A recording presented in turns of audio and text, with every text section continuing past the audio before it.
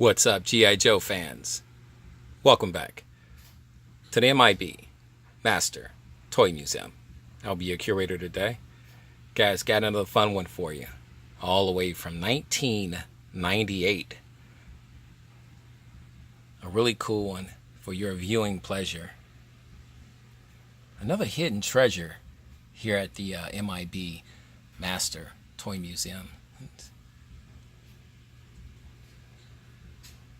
Today we bring you our G.I. Joe U.S.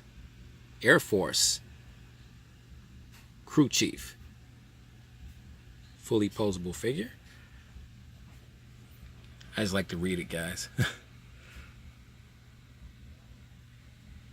I bought this G.I. Joe for a couple of reasons. Only for a couple of reasons. For one, I had to have the entire collection. There was 4 that was released for this particular wave. And the other one is because there was 3 reasons. I wanted to complete the set. This was a awesome G.I. Joe, aesthetically cool to look at. I love this orange vest that he has on. And another reason, and I'm going to zoom in for it. Zoom in on his head. You may not be able to recognize this if I didn't tell you, but the head on this G.I. Joe is significantly smaller than the average G.I. Joe head. It was an error that Hasbro recognized after they released these figures to the retail stores. I bought this G.I. Joe in 1998 from Toys R Us, and Hasbro put out some information later. They didn't recall them or anything like that, which was a smart move on Hasbro's part, because most collectors didn't really recognize it. And if you didn't put him up against another Joe, you wouldn't recognize it. But they put out the information that these first batch of these figures, their heads were small. So they're called, the smaller head G.I. Joes. Naturally, when G.I. Joe collectors found out about this, they went absolutely nuts. They went crazy. They wanted to try to locate as many of these G.I. Joes as possible, due to the fact that these were considered errors. I never went back to get a G.I. Joe, a regular G.I. Joe that Hasbro re-released of this figure. I never did. I just kept this error one because I thought that was cool. And my entire line, the four figures of this set, all had the small heads. So I just kept the whole set. I didn't buy duplicates of the corrected ones, because I just thought that was cool.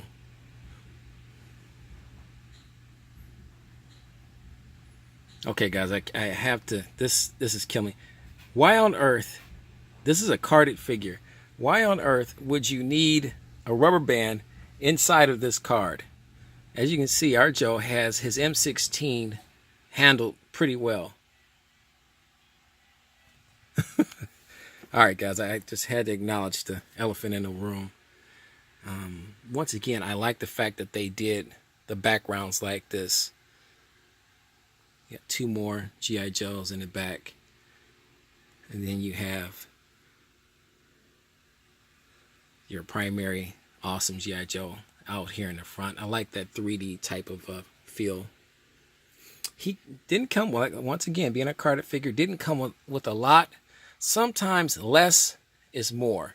And if you're a really cool G.I. Joe figure, you won't need a ton of accessories. And we've showed you, we've shown you some G.I. Joes here at the museum with a ton of weapons and accessories.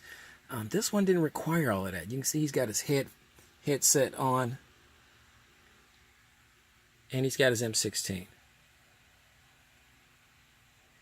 And let's turn him around. I want you to see the back of this box so I can really get into showing you what I was talking about. Beautiful card. I'm sorry, card, not box. Beautiful card. This was in the same protective case that I just found here at the museum, of about maybe 5 or 6 more carded G.I. Joes. I just forgot about these guys. This is our U.S. Air Force crew chief. Backstory on him.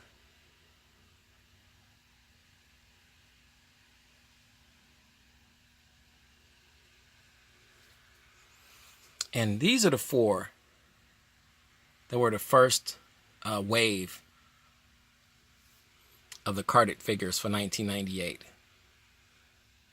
Fully posable figure, and all of them, they all, as you can see, all came with those small heads. And an error on Hasbro's part, now very marketable, now very rare, hard to find. And a lot of G.I. Joe collectors simply didn't realize that. They didn't know that. See, guys, I did the homework for you.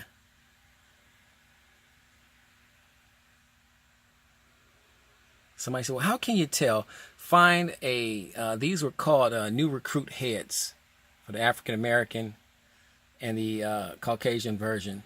These were called the new recruit heads. If you have a regular G.I. Joe with a recruit head, put them next to one of these guys. If you have the smaller head G.I. Joes, and then you can see for yourself that they're considerably smaller. Worked out great for me though. Like I said, we have all of these guys in our museum collection. Let's get you a year. Oh, once again, here's some more accessories and things you can add to complete your G.I. Joe. Put him on different missions.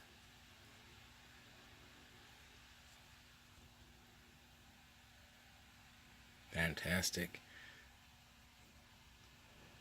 Kenner was still producing these at the time.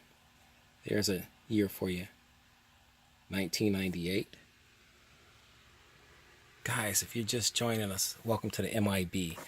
Master Toy Museum. This is what we do, guys. We're just hanging out in our museum today, checking out some G.I. Joes. Got a couple of shipments of figures in to the museum, and I just started to move some things around, and one thing led to another. Now I'm cleaning again. Let's bring this guy down. The collectors love the close-ups. Like I said, not much to him. Nice t-shirt, really cool vest, camouflage pants, boots, M16.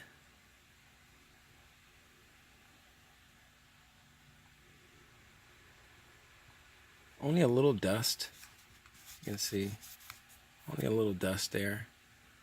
And it goes to show you how crazy dust is. This was kept in a plastic case. So go figure. And he's got his headset on.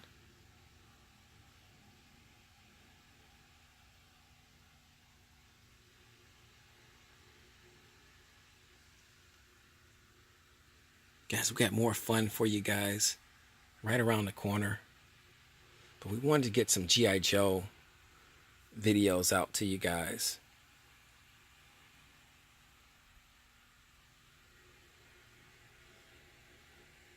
We don't want our G.I. Joe subscribers and viewers to think that we're neglecting them.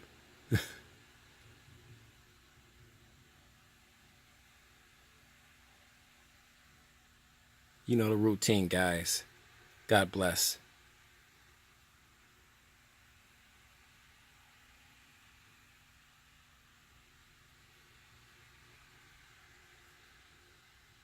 And keep collecting.